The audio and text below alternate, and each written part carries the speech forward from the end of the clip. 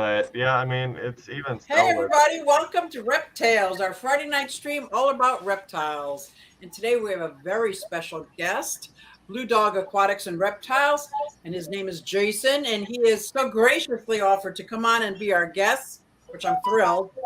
If you look in the comments early on, I had done an interview with him a couple years ago at the not aquatic experience, Aquashella out in Chicago on chameleons.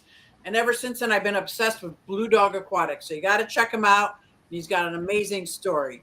And as you guys know, we're all just a bunch of fish keepers that happen to have various reptiles. And we wanted to start a YouTube channel or a YouTube stream all about reptiles. So what we decided to do is come up with Reptales.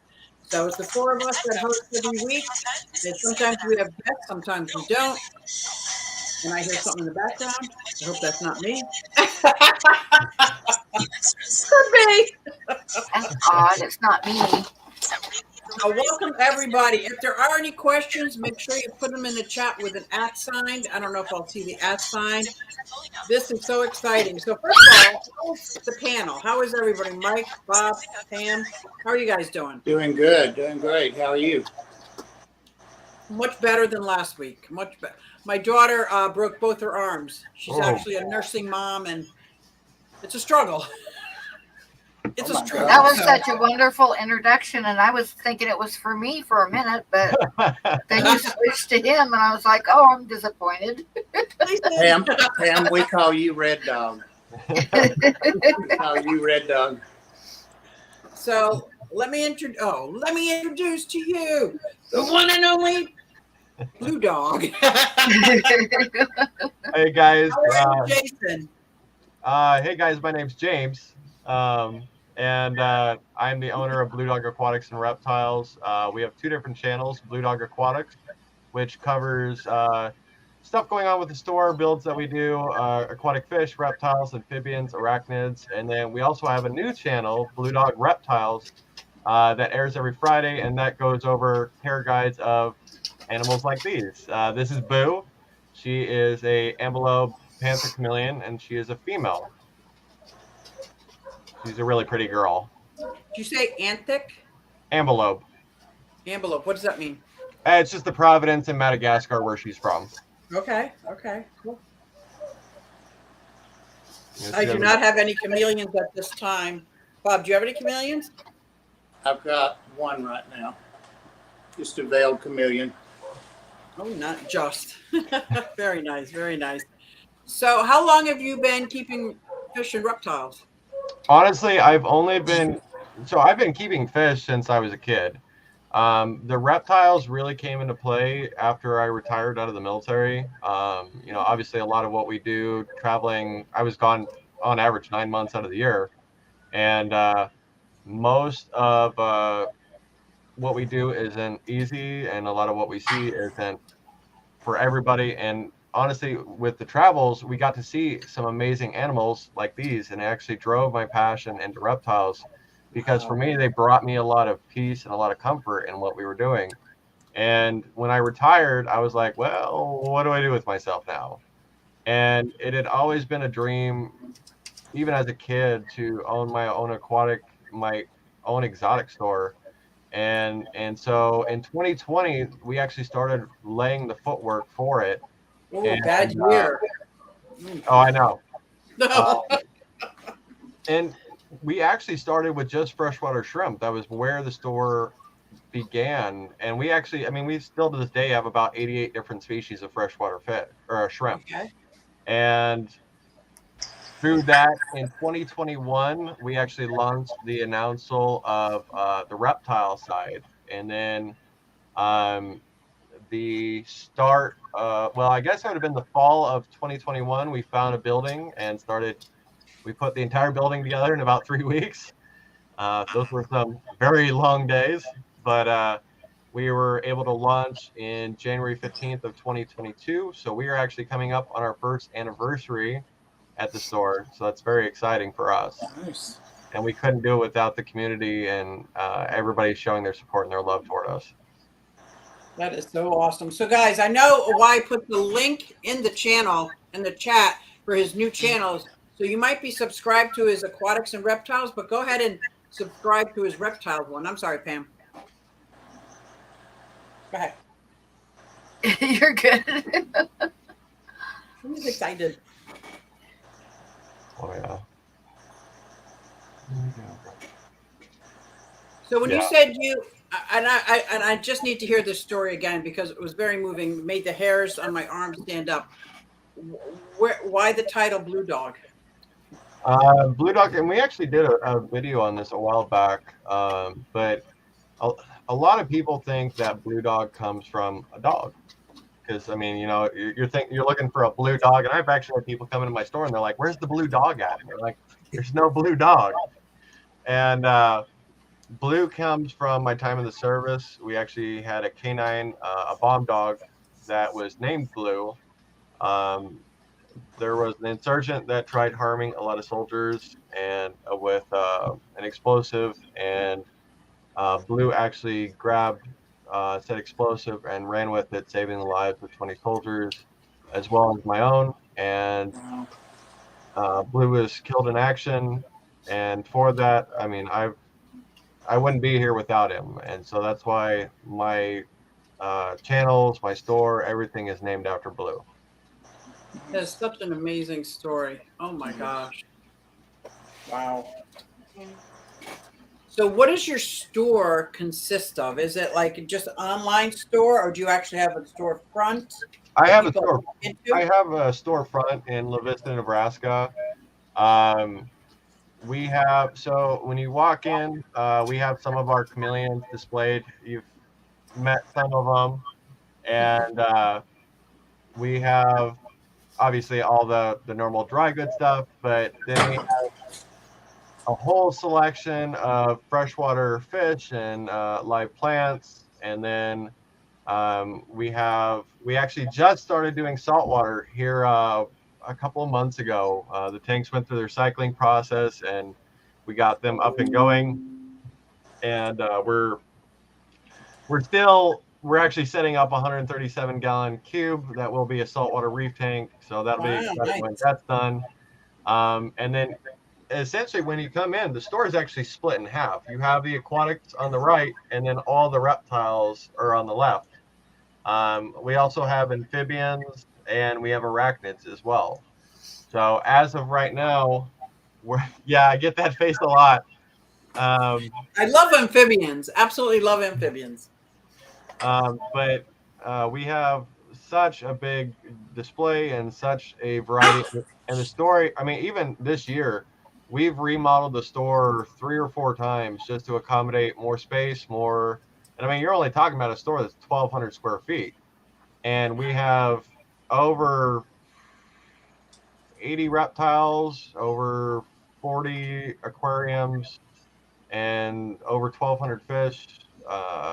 Yeah, I mean, the place is, obviously we're kind of maxed out right now. And like I said, when we were talking before, we are going to start doing an online presence, and we're striving for spring or summer. I do have a surgery coming up in a couple of months that's going to put me down for a while.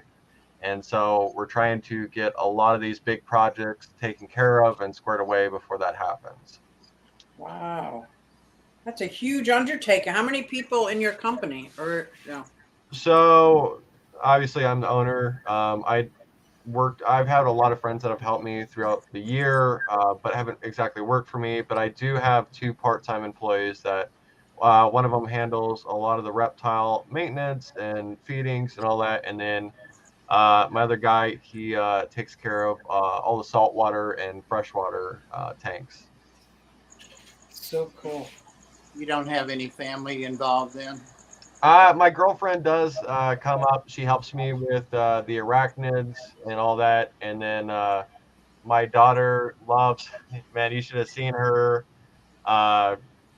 going around this weekend because she's out of school, obviously, for the holiday weekend. And she loves being at the store. She loves interacting with the animals. People, not so much, but she loves being a part of everything that we do. And she's getting more bold because she doesn't like creepy collies like insects, crickets, and so it was so cute. She actually pulled out this nylon glove and she put it on. She's like, okay, I'm mean business now. This is my glove. It was so adorable. It's like, don't throw this away. This is what I'm using. I'm like, all right. She's getting involved. That's awesome. Oh, Oh yeah. my. Hey, she runs the register almost as good as I do. Nice. How That big is is great. how big is the town you're in? So La Vista is a suburb of Omaha, Nebraska. So I don't even know what the population of Omaha actually is. I think it's around 1 million or something like that, or close to it. Um, Oh my so gosh, am I that's yelling? twice the population of the whole state of Wyoming. You think I'm kidding, but I'm not. Wow. Yeah, thanks for your support, guys. Yeah, I mean, speaking of service, I mean, yeah, it sucks. My military career ended early, and that was due to injury, and it wasn't something that I wanted. I wanted to do. I did 13 years, and I wanted to do the 20, but unfortunately, life always throws us curveballs, and it's allowed me to be closer to my family and spend more time with them, and then pursue dreams of mine. So it's been outstanding the way my life has gone. Oh yeah, she is. She tries helping her mom with the tarantulas, and there are certain ones that we'll let her help with, but there's other ones that we're like, sorry, work never stops because my shop is still technically open. But yeah, she'll help with like the pink toes, and she'll help like drop feeders in with the insects. But yeah, we have some customers that come in, and for my store. So if you come into my store, don't take it hard. I'm very straightforward with people. I don't sugarcoat how things are. And I mean, if you look at our Google reviews, we have really good reviews, but we have a couple of bad ones. And that's because people don't like hearing what I have to say. And if you come in and tell me that your aquarium is 2 days old and you're trying to buy fish, I'm going to tell you to go away because I'm not going to sell you fish. Go to Petco and they'll sell you fish, but I won't. Same with reptiles. If if you don't have a setup for that animal, I'm not going to send you home with it. Or if you still have questions or concerns or don't know anything about this animal, I'm not going to sell it to you because these reptiles, these fish, they don't have a voice. I'm their voice. And if you don't like that, then my store isn't the right one for you. I like that. I like that a lot because so many people, I can't tell you how many rescue reptiles I have, from leopard geckos, bearded dragons, red ear sliders. After about a year or so, they're like, well, my kids lost interest. I'm like, you knew this was a 20-year pet or an Oh yeah. 80-year pet. Like, all right, You, I you can't know, take in any more red ear sliders, but I have taken in 4 bearded dragons. Like, how can somebody give up their bearded dragon? Mine's like a puppy dog. Like, what? What? and that's the other thing is, my store is all about education. I would rather, yes, I am not your Rolodex. I expect you to go home and do your own research. But if you've done research and you come in and go, I have more precise questions that maybe it wasn't exactly clear, I am all for it. I am happy to help, especially the younger generations that are coming in and they're wanting to learn. I am all for that because that's the next generation that's going to treat these animals better, provide them with proper enclosures, and make sure that they live a long and happy life. If they don't have proper setups or proper care guides or proper anything, then that animal's going to die. I can't tell you how many people I have come in and they're like, well, my leopard gecko lived a good and long 5 years. And I'm like, you realize that animal can live for over 20 years. It's just ridiculous. Yeah. And even it blows. So I have betas on freshwater side. I have betas in almost every single aquarium I have with other fish. And Right. that blows people's minds. Are you trying to be the star? Um, because people don't understand that you can have betas with other fish, but there's ways of going about it. If you put, and this is from what I've gathered, what I've researched over the years, is that if you put a beta in a tank first, that beta is going to become territorial. It's going to claim dominance to everything. So of course, if you put some nanofish or some guppy in there, of course they're going to try to run them out of their territory. that's why if you want to beta in with your fish, and rightfully so, they're beautiful fish, you need to start with other fish. But more importantly, you cannot have fish that have flowing tails such as guppies, because that is prone for betas to nip and tear at tails.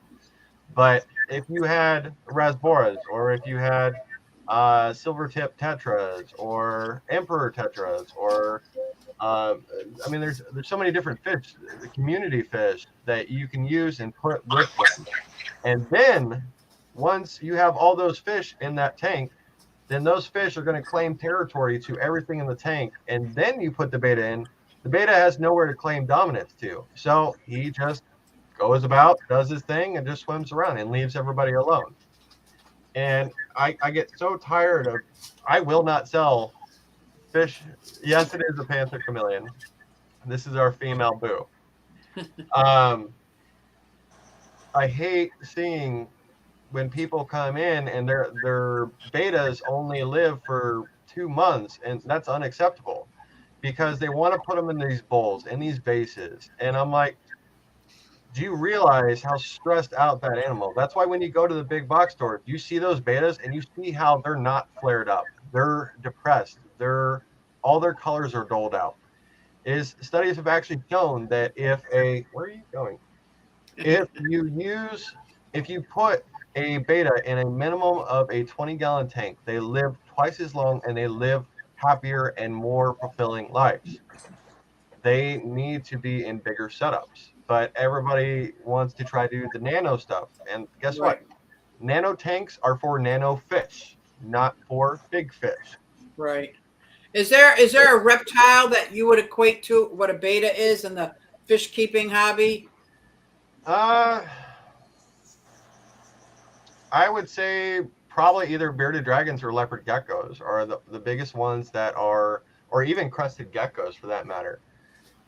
Crested geckos are more forgiving because they need a lot more arboreal space versus terrestrial, and they're a lot more easygoing. But when you get into leopard geckos and bearded dragons, they have a lot more precise care. And I tell people a bearded dragon setup, not counting the animal, you're going to spend $500 or $600 on a proper setup.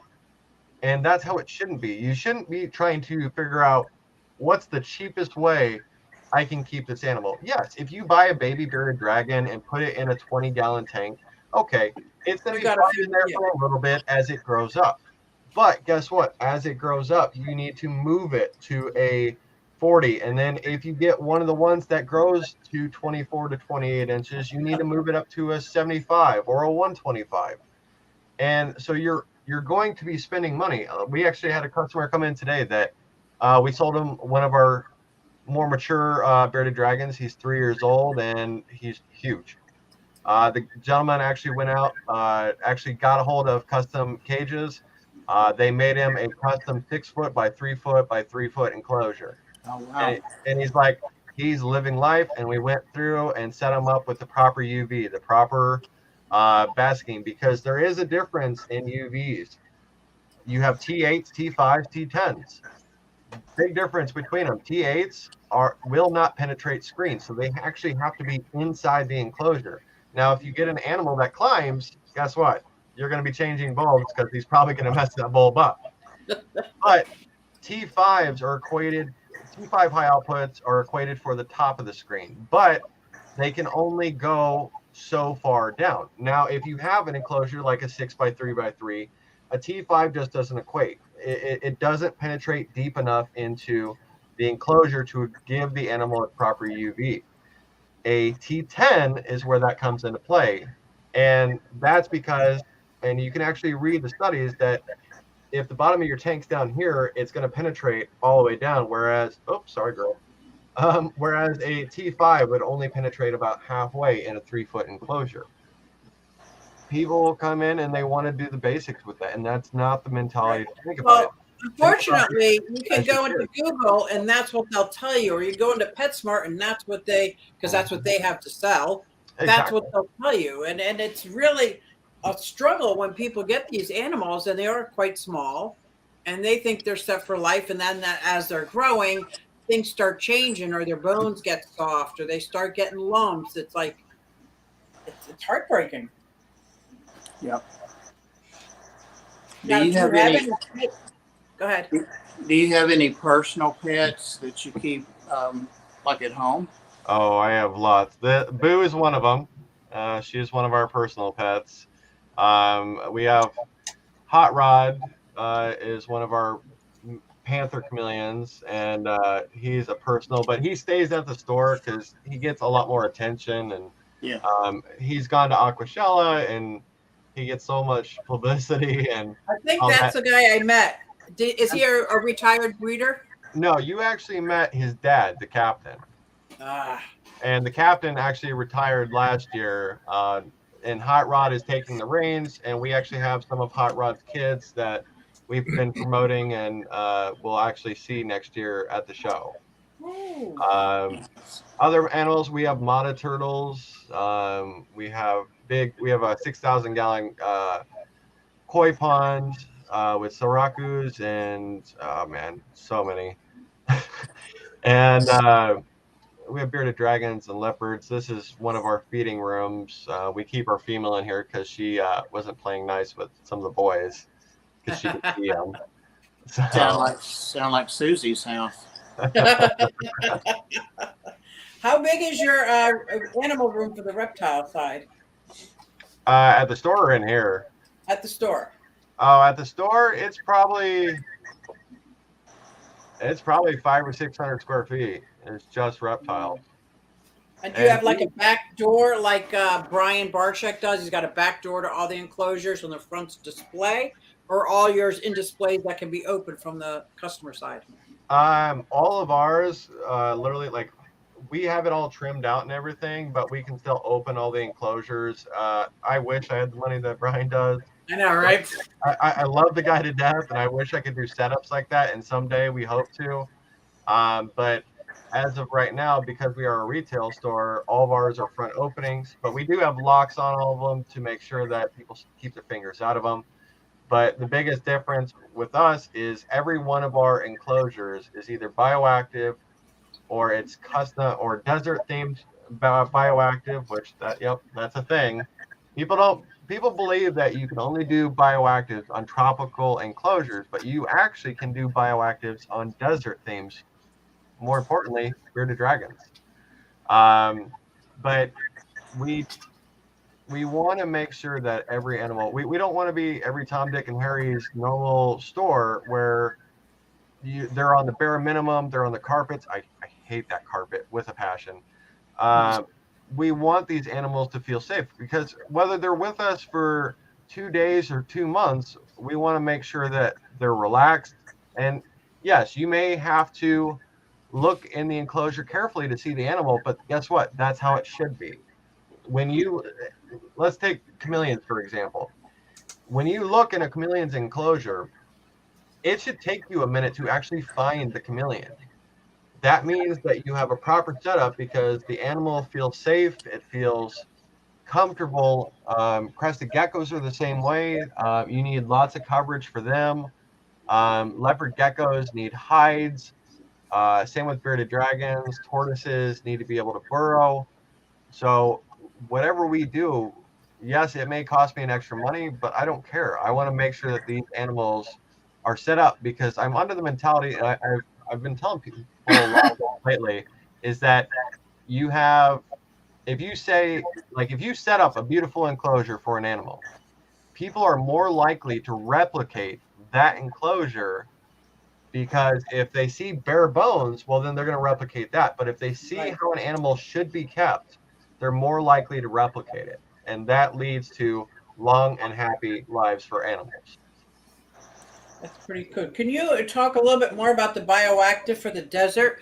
Yeah. Because I have like 4 or 5 bearded dragons that are bioactive, one of which is in the transition to. And I got some Uromastyx. So I would love to hear about the desert environment with the Uromastyx. I don't have a problem. The bearded dragons dig and find every critter I put in there. Yep. And that's the key thing. So with bearded dragon, so if you're talking about an adult bearded dragon, you're talking about a 75-gallon tank or a 125, something that can accommodate, or at a very bare minimum, a 4x2x2. Now, with bearded dragons, they should have at least 4 to 6 inches of substrate, because especially with your females, with them laying eggs, they need to be able to dig. They need to be able to feel safe, especially with this time of year with bromation. And if you don't know what bromation is, it's a type of hibernation where you're going to notice that your bearded dragon is spending less time under the basking. They're going to spend more time on the cool side. They're going to dig a hole or a burrow, because in Australia, where they come from, during the cold months, which are actually in the summertime in Australia, they will actually dig a burrow and then they'll camp there for all the winter months. They won't eat, they won't drink, and that's what a lot of people face right now. So when you're setting up an enclosure for them, you want to replicate that. Obviously, we don't want our animals going into bromation because it's a real pain. Because you're like, oh my God, are they dying? No, they're not dying. They're doing what comes natural. Snakes do it too, and it's a real pain when they go off food. But when it comes to a bioactive desert, I don't remember if I actually did a video on this or not. I probably should. But in a tropical bioactive, you would have the clay balls on the bottom, and that's your drainage layer. That's where all your water is going to sit to provide the humidity for the enclosure. And then you'll have your screen, and then your soil, and then your moss. And then you'll have your springtails, your isopods, and all that for the cleanup crews, which the springtails are going to take care of the mold. And people are like, well, there's no mold. Well, guess what? That's because your springtails are going to eat it. Because when you deal with high humidity reptiles like crested geckos, gargoyle geckos, you have day geckos, they're going to be high humidity, so they're being, and they're surface drinkers. So you're going to be spraying in there a lot, and with that doing, you get that extra humidity, and it may become stagnant at the bottom. And so if you have springtails in there, the springtails are going to eat the mold, and then the isopods are actually going to eat the waste from the animal that you have, whether it's a crested gecko, bearded dragon, whatever. But when it comes to animals that burrow, and you always have to adapt depending on what type of animal you're trying to set up a bioactive for. So with crested geckos or arboreal species, I do the drainage layer underneath because I know they're not going to be digging. But when we set up bioactives for snakes or milk snakes or corn snakes, they like to burrow. And the last thing I need is for them to get stuck underneath that screen and not be able to come back out. And so what I'll do is actually there's a pellet that's bioactive. Essentially, if you think of fluval stratum, it looks very similar, except for it's designed for terrariums. And you use that as a base for your drainage instead, and then you still do your soil and your moss and all that. But without the screen. Without the screen. And that way, when the animal burrows, it can go up and down and get its humidity and get the moisture content it needs without the risk of getting stuck underneath. Now, when it comes to desert themes, that's a whole other realm, because we have to do something, because let's take bearded dragons, for example. Bearded dragons dig, and they love to dig. So you have to accommodate something that is going to help them but not hinder them. And so for the very bottom of their setup, typically I do lava rock. Lava rock is abrasive. It holds humidity very well. And we'll do about an inch or an inch and a half of lava rock across the bottom. Now, bearded dragons still do need humidity. And so, but we don't want that like hardcore humidity that you would with a tropical species. And so I actually put a layer of Reptisoil directly on top of the lava rock, no screen at all, because again, you have an animal that digs. And if they dig down, they can actually catch their nails. And for them, it's a foreign object, so they don't know what it is, and they're going to yank, and then you're going to have missing digits from your animal. And we don't want that. So we do a layer of Reptisoil because it's high in nutrients and it holds humidity really well. And then above that, we actually do a combination of jungle mix, which is a bark and soil blend, but it's a dry substrate. And we actually mix calcium sand in with it. And we do that with a good 3 or 4 inches on top. So if the bearded dragon, and then typically we'll do a light sprinkling on the top, the very, very top with calcium sand. But that way, if your bearded dragon digs down through the soil, it's mixing it, so oh well. But it's not something that's going to harm the animal, and it's going to replicate what they have in the wild. Because in Australia, the top layers, about the top 3 to 4 layers, are what's going to be that hard mixture of soil and sand, but underneath that is going to be that moist, humid dirt.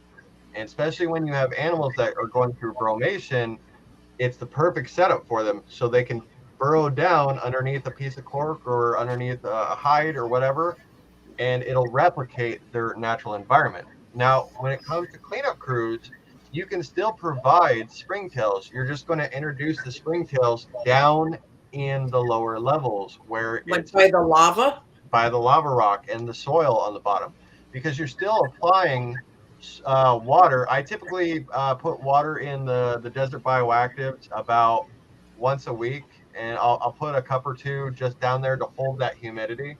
And it actually levels out, because as that humidity goes through the different layers coming up, it dissipates, and it's actually the perfect level for them. Clay, you can use the clay, absolutely. Clay is a different alternative, and I will touch base on that in just a second. Now, isopods are, if you put isopods in with a bearded dragon, odds are you're going to lose a few. Yeah. But what I recommend with isopods on a bearded dragon is doing ones that are going to blend in with the surrounding area. So do your Dalmatians or your Oreo crumbles or your powdered Yeah, the blue. orange ones, I can tell you, that didn't work so well. Yep, exactly. The powder oranges are going to be gone. Yeah. But the nice thing is, and I typically tell people to set, if you're going to do a desert bioactive, do it before you get the animal. And I would leave it alone for at least a couple of months before that dragon goes in there. In doing this, it's kind of like in the aquarium, like cycle your tank. exactly. If you're doing bioactive. Okay. Yep, you're cycling your terrarium or your desert bioactive. And what this is it allows your springtails to recolonize and reproduce. It allows your isopods to recolonize and reproduce and find all the nooks and crannies and hiding spots. That way it's not bearded dragon sitting in there and you dump isopods in. 90% of those isopods are going to disappear before they hit the pavement. So, but yeah, that's how you properly set up a bioactive clay. Isopods of the bearded dragon's natural enemy in Ohio. I don't know about that. I didn't know there were isopods in the desert. I don't know too much about isopods. I only know about what I have and what I use in my bioactive and what's in my yard. Yeah. Now, when it comes to clay, well, I could see that if you have an overabundance of isopods, I could see them nipping or like crawling on the bearded dragon. But I actually have a friend who has a 6-year-old desert themed bioactive, and all that dragon eats is isopods. The guy has thousands in this setup. Wow. Wow. He doesn't feed it roaches or crickets or anything like that. It'll just go around and pick off and dig up. And they propagate faster than the bearded dragon can eat them. That's good. Yep. Now, when it comes to clay substrate for I'm guessing you're talking about the, oh man, I can't think of what it's called. It's the clay. Build the huts. Yeah, you build it. I can't think of what it's called. It's a form of the red clay. Yeah, you can do that 100%, not an issue. You could build out your forms and your hides and all that. However, you still need some form of substrate in the bottom of that. Thank you, Liquid Rock. Dragon Lair, I have that same issue. My giant geckos, they eat every isopod they see. Yep. Yep. And day geckos are notorious for it too. That's why it's beneficial when you have and you have to be careful what type of isopods, because certain isopods require higher humidities than others, and some of them take longer to reproduce. So if you get an isopod that takes longer to reproduce, like we have powder orange and powder blues, and those guys reproduce like jackrabbits. Yeah. But if you get your Dalmatians, your dairy cows, your zebras, your rubber duckies, those ones are going to take longer to reproduce. And so if it's taking, and make sure that in your setup that you have pieces of cork, pieces of leaf litter, moss, because that's what your isopods are going to hide in. It's also what they're going to feed off of as well. But this is why we always recommend anytime you go bioactive to allow the tank to cycle. Let that population get up and going. That way it's not, oh, I spent $45 on isopods and it was a great feeding. They disappeared in 2 minutes. You posted on Facebook today or yesterday everything that was new that came in, and you always put the disclaimer at the bottom of the list that everything goes in quarantine for a month. When you quarantine, are you using medicines routinely, or do you treat as needed, or what is quarantine? So quarantine for us, and we actually have a quarantine rack for our fish for both freshwater, saltwater. We have quarantine for the reptiles. Some of the reptiles actually have to be quarantined on the floor, because if they come in larger, we have to do, typically if we have, let's say, a big tegu come in, it'll get quarantined in its enclosure, because that way it's less stress on it moving. And we have tags that we put up saying this animal's under quarantine. But any reptile we have that reptile, amphibian, arachnid, whatever, any animal that comes in goes through a 7-day quarantine. What this does, and you should actually do this too at your home if you guys have more than one reptile, because you don't know what that animal might have had from, let's say, one of the big box stores, especially snakes, and you don't want that transferring to, let's say you have a snake bin or a snake rack, you don't want that transferring to that snake rack.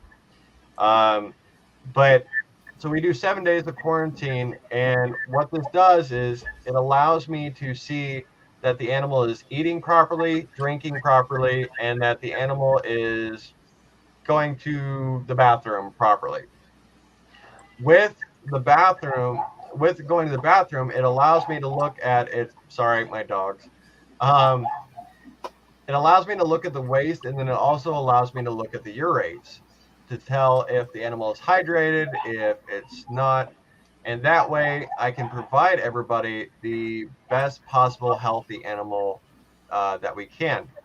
Now, as far as treatment, it really depends on the animal itself. Like we have a sulcata that came in. It's been under quarantine for a couple of months now, and because it came in sick, and it's just been one day it's up, one day it's down, one day it's up, and I don't care if you offer me $400. I'm not going to sell you that animal until that animal's right. Right. Another key example is you always need to make sure that you know an exotic vet. We use Dr. Matt Merkwan. He's an exotic vet here in town. So if you need an exotic vet, make sure to check him out. He'll travel to you. He's awesome. He specializes in exotics, and he looks after all of our animals. We actually had a albino Colombian boa that came in. Oh, wow. And it was fine at first. It went through its quarantine, not a problem. Ate, not a problem. And so we put it on the floor, and then it was about a week later we noticed that its eyes were pushing out. And I was like, no, something's not right. And so we pulled it back off the floor, put it back in quarantine. And that's the thing for me. If I see an animal that is not acting right, it's going to get pulled off the floor. I don't care. I want to make sure that that animal is taken care of. And so we had the doc come and look at it, and he didn't know right away what it was, and so we started eye drops. Maybe it nicked one of its eyelids on something, or it turns out that after some investigative work, that the snake actually came to us with a broken skull. Oh, And no. yeah, you can actually, on the x-ray, you can actually see where it's broken behind the eye socket. Now, it's not a death sentence. If this was an older snake, it probably would be a death sentence. But because this snake is younger, it's not. The snake's still growing, it's still thriving. However, this animal will never have a maxed out enclosure. So, like how people want all the decorations and all that, this snake is going to have a very bare minimum setup.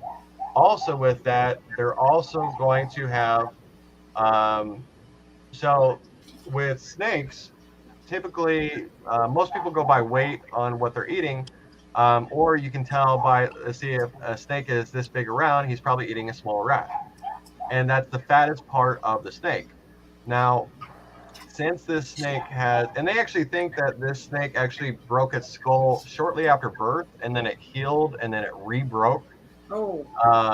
And so, because this snake has a fracture in its skull, every time it dislocates its jaw to eat a big prey, it actually re-breaks its skull. So, with that, this snake will always, like right now, we're actually feeding it a size down from what it would normally eat. That way, it's not straining its jaw, it's not straining its skull. The snake's still progressing, it's still growing, it's still being healthy. It's just going to be a special needs snake. Exactly. And you will, like, rather than feed the snake once on a big snake like that, you would just feed it twice and two smaller ones. So, yes, it's a little bit more money, but it's what the snake needs. Okay. That's impressive, that level of care. I'm impressed. Thank you. Like I always tell people, I know Mike and Bob both have snakes. I don't have any snakes. I have, I think, 35 reptiles, but no snakes. They have the snakes. I did my first rat live feeding last night, and I've never done that with all the snakes I have.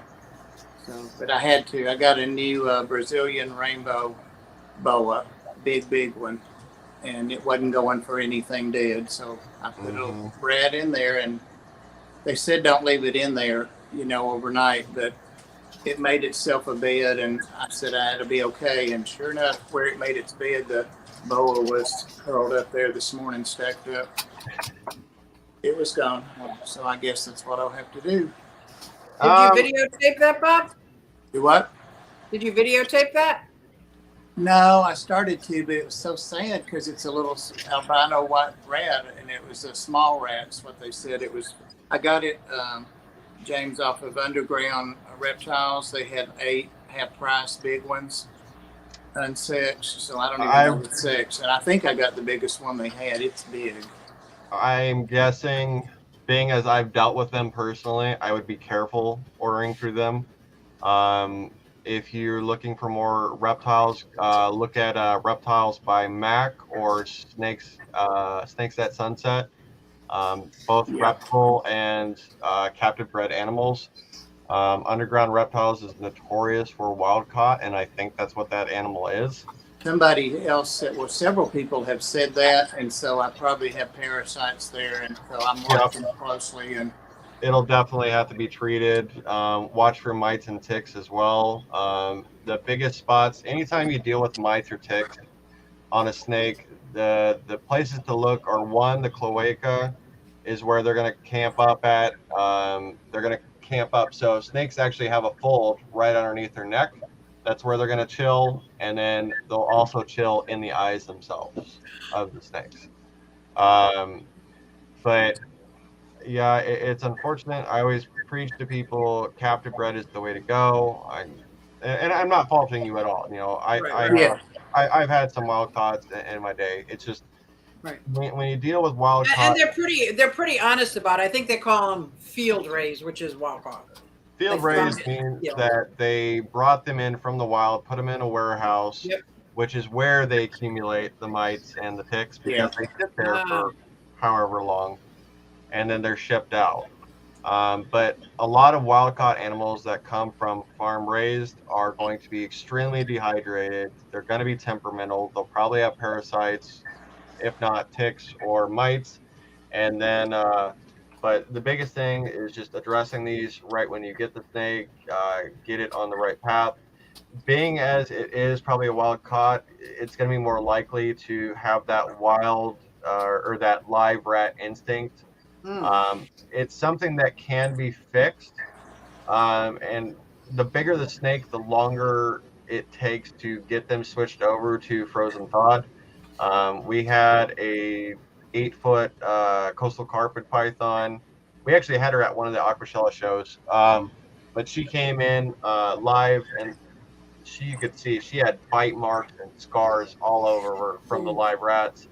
And it took us about, she went 2.5 months without eating, and then she finally took the thawed and she was switched.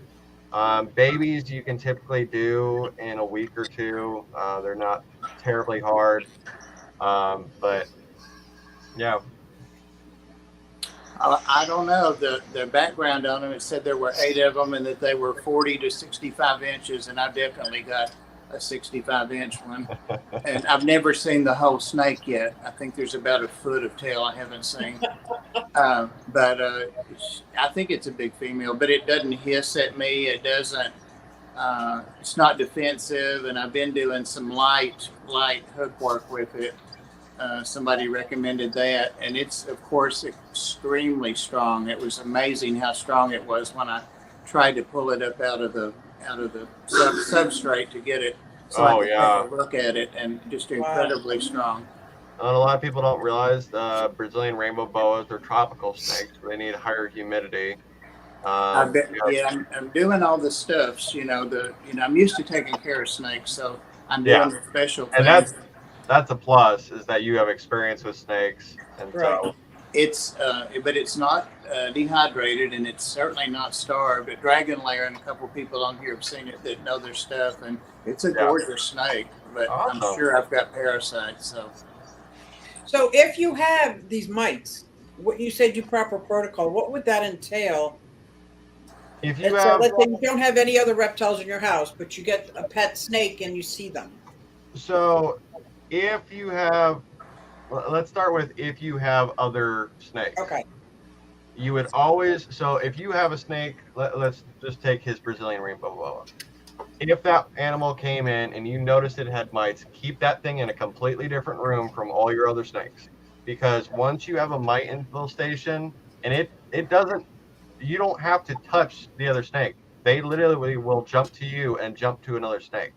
That's why you keep them in a completely different room. But and you have to be careful treating mites depending on the age of the snake. Now, older snakes like his, we actually use a mixture of ivermectin. It's actually a cattle treatment. And we have a diluted form, and we'll spray the whole snake down. We will spray the bin down that it's staying in, and we will let it live on paper towels. For the first 3 days, you don't give it water, because the second it feels that treatment, it's going to try to get in the bath to get it off. So after 3 days, you can give it its water back, and then on day 8, you're going to soak the entire snake, and then you're going to retreat it after you soak it with the ivermectin again, mind you, if this is an adult snake. And by adult, I mean anything that has 1,000 grams or larger. Oh, because a baby snake, if you put ivermectin on a baby snake, you will kill it. It cannot tolerate that kind of chemical. Older ones can, but so on day 8, you'll retreat the animal. Yep, mites crawl all over the place. They're nasty little things. That's why I don't let people touch my animals at my store unless you're buying them. Because once you get mites in a store, it's a nightmare. We actually clean our floors with ivermectin. Oh wow! Yeah. But so on day 8, you'll retreat your snake. You'll again take its water dish away for 3 days.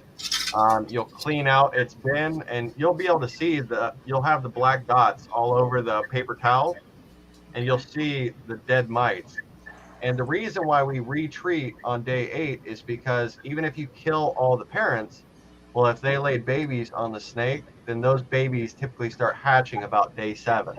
So that's why we retreat, we take the water ditch away, and then typically at day 14, most snakes are cleared, but if it's a really bad infestation, you might have to do one additional treatment. Now, when it comes to baby snakes, snakes less than 1,000 grams, I, for the life of me, cannot remember what my chemical is.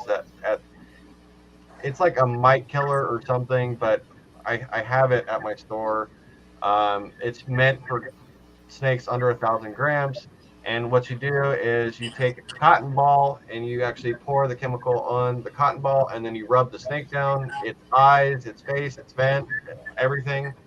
And then same concept. You'll take the water dish away for 3 days.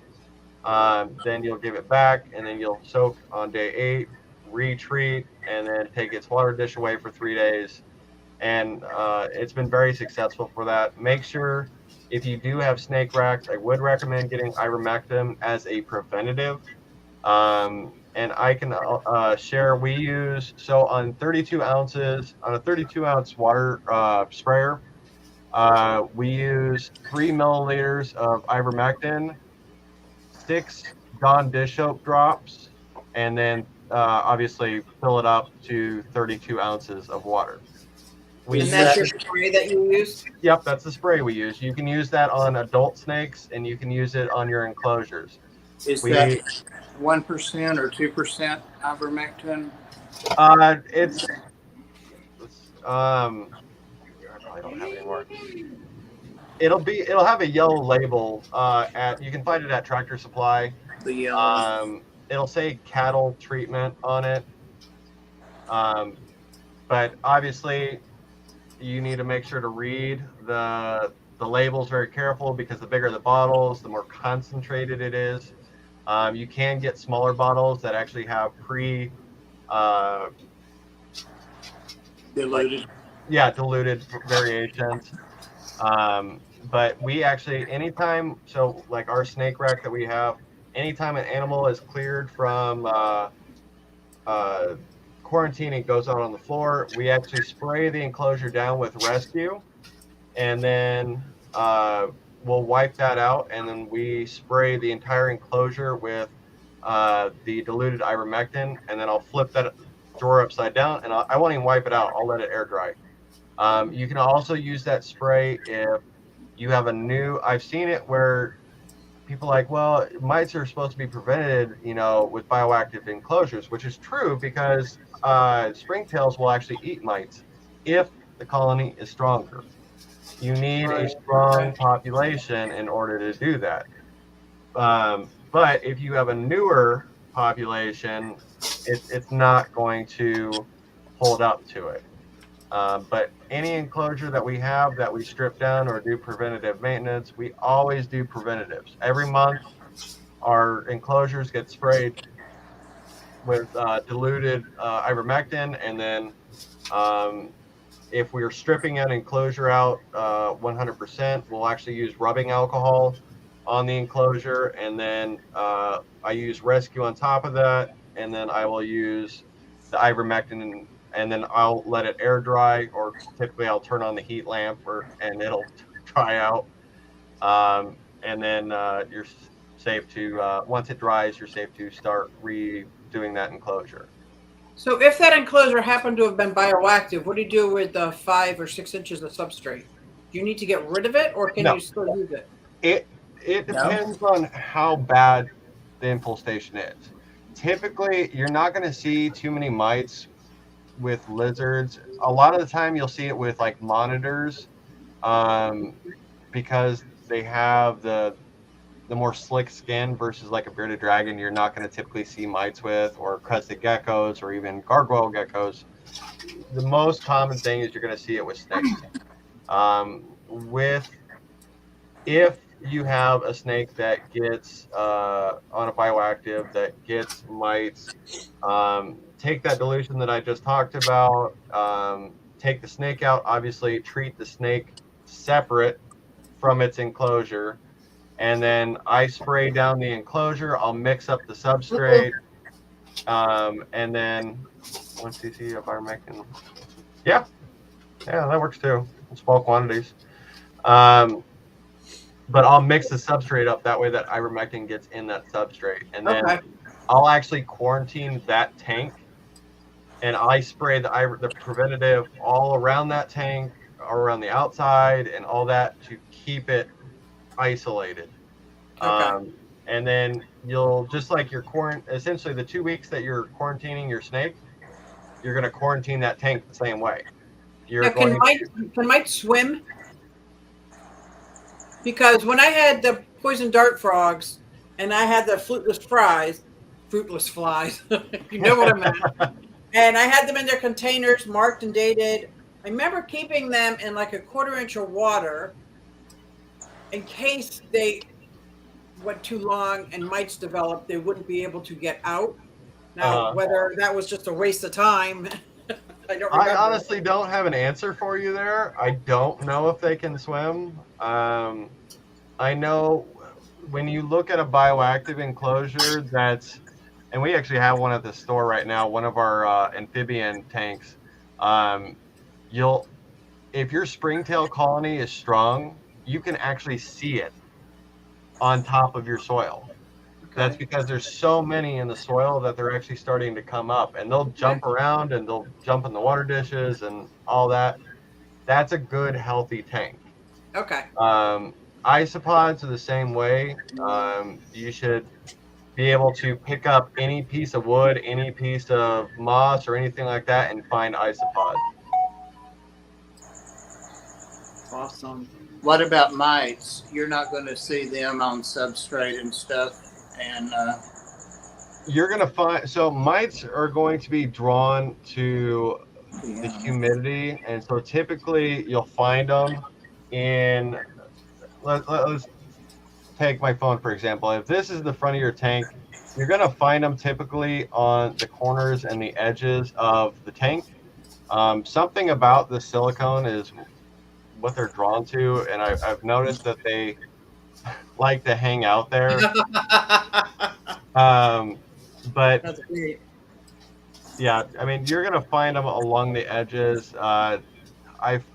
Anytime I have a tank that has mites, that, let's say we have a piece of cork wood in there, I chuck that cork. I don't keep it in there. Driftwood, I can use that ivermectin and I can spray all the driftwood down to treat it just the same. And then while you're doing that, obviously mix it up. But in order to physically see a mite in a bioactive enclosure, you have to look very carefully, and you have to know what you're looking for to be able to see them. If you catch them early, it's very easy to get rid of them. If it's like, if you come in and obviously, and this would say something because if you're not looking at your snake like every other day, there's something wrong. But if you come in and the snake is absolutely covered and they're everywhere, strip the tank. Yeah, I handle all of my snakes except this rainbow boa. Yeah, but I mean, I can't really make it do what I want it to do. It's Yep. There's no way I'm going to be able to look at that neck close. Yeah, exactly. Awesome. This is such great information. Thank you so much for coming. Thank you for sharing your information. Yeah, not a problem. I still want to talk more about amphibians. Maybe you'll come back another time. Yeah. Well, that would be great. Yeah, next time we can talk about amphibians. Sorry, I know anytime I've done like collaborations like this on YouTube, I get zero focused on something, and I'm like, oh right, yeah, I have arachnids and amphibians and all that other stuff. But then I have a new little frog sitting here, just a green tree frog from PetSmart. It got out while they were getting something for somebody else, and I was there an hour helping them catch it. We broke it. I know how those islands are made now. They unstacked them because I wasn't leaving without it, and I finally had to shine my phone back and see it on a video. Oh. We got it. I brought him home. Oh, nice. Just a little green tree frog.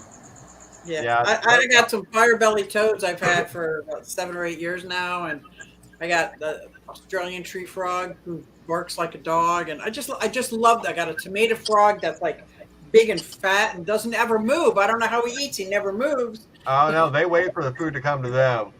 We had some tomatoes in the store, and I mean, one was just huge. Yeah, And I'm huge. like, you never move. And then I watched his food just hop by him, and he's like, nope. And I'm like, Nope, there he goes. okay, that's how you're eating. That's funny. Well, thank you so much for coming. Panel, do you have any other questions? I do. I want to know if you'll come back and talk about focus on collared lizards. Absolutely. We actually have a pair of eastern collared lizards at our store right now. I know. I asked you if you shipped as soon as you posted them. Oh, this would be great. During this time, no. Spring or summer, it's going to be more likely summer, but I don't foresee them going anywhere because I'm not splitting them up. I'm actually selling them as a pair because they've been together for so long, and the female has actually laid eggs for us a couple of times. So.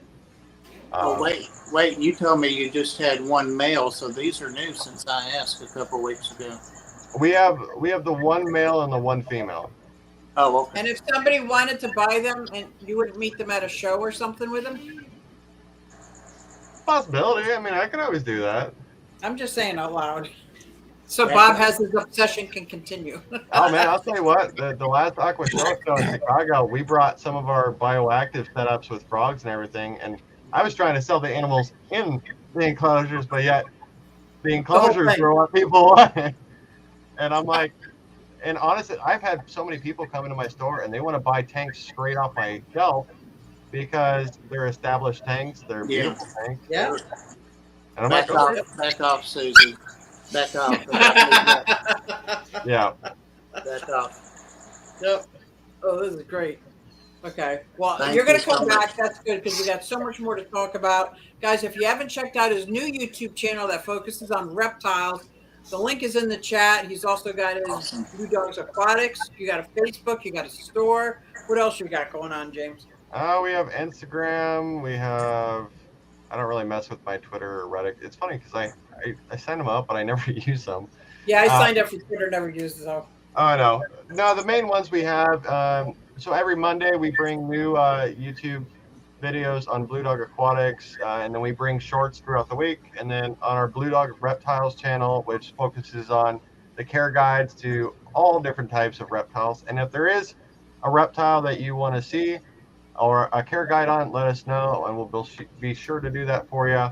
But that happens every Friday. We actually just launched a new one today on bearded dragons, and then which I know I'll probably get a lot of heat because I covered some different topics on Substrate with them. I love it. We also do a lot of shorts for the Blue Dog Reptiles channel as well. If you are in the Omaha or the La Vista, Nebraska, which is pretty much Omaha, come down, see our shop. We have lots to offer. If you have questions on arachnids, amphibians, anything in between, just message us. We're always happy to help. We're always happy to educate. And if you are in the area, we are also doing our anniversary party January 15th, which is a Sunday, at our store. We're going to have live music, and we actually have our exotic vet coming in to do a panel for us. We're hoping to get a couple other people to come in. How far away is that from Pennsylvania? Oh, man. I mean, January 15th is great. It's pretty close to me. Well, hang on down. That is awesome. Are you going to broadcast that? I mean, is it going to be on the stream or something? I'm going to try to. I've been having issues with one of my cameras, but I'm going to try to do a live stream of the Q&A and all that from our exotic vet, Dr. Merkwan. So that would be good, and that would rack up a lot of watch time hours too. Well, and we're also doing. I actually have to put it together tomorrow because this is creeping up on me fast. But we're actually doing a drawing, and we're going to have 2 people compete during the anniversary party to build the best aquascape. And Oh, then they will actually win a gift certificate to the store. Nice. that's awesome. I hope you do televise that. Yep, we're. I'm gonna have like 3 cameras going that day. Are they anybody that we would know or just customers? Just customers. Awesome. That's better. I want it to be. I don't want to feel like it's like advertised or whatever. I don't know how to say it. Like I want it to feel more It's a raw. celebration. Yeah, because I mean, you have whether it's a kid or an adult or anything like that coming in and using the materials to create something, and it gives me new ideas too. Well, thank you so much for coming. You have our information. We have your information. We are open in January, February, and March. We're starting next year to set up our interviewees for that month. We're going to continue to do Friday nights at 7:30 p.m. Eastern, and it rotates between Bob's channel, Mike channel, mine, Pam's. So it doesn't matter whose channel it falls on. We have a common Facebook group that we use to say, here's the link, come join us, Okay. so that we all get a chance to talk and show off our reptiles and stuff. So absolutely. we're having a blast. Like I said, I'm going in for surgery on February 6th. So maybe when I'm kind of held up and not able to do much, we can come on. Exactly. That's the best time. Make sure you get good drugs so you sound real funny. Oh, I know, right? There's the content in itself. It's just like, you want to see what Blue Dog looks like drugged up? Check this video. No, we wish you well. We wish you well and speedy recovery. I appreciate it. Awesome. Thank you. And thank everybody in the chat. This was great. You could tell we've got a lot of reptile people in our chat. Yeah. It's good information to get out there. Thank you so much. Oh, absolutely. Thanks for tuning in, guys. Does anybody have anything else to add?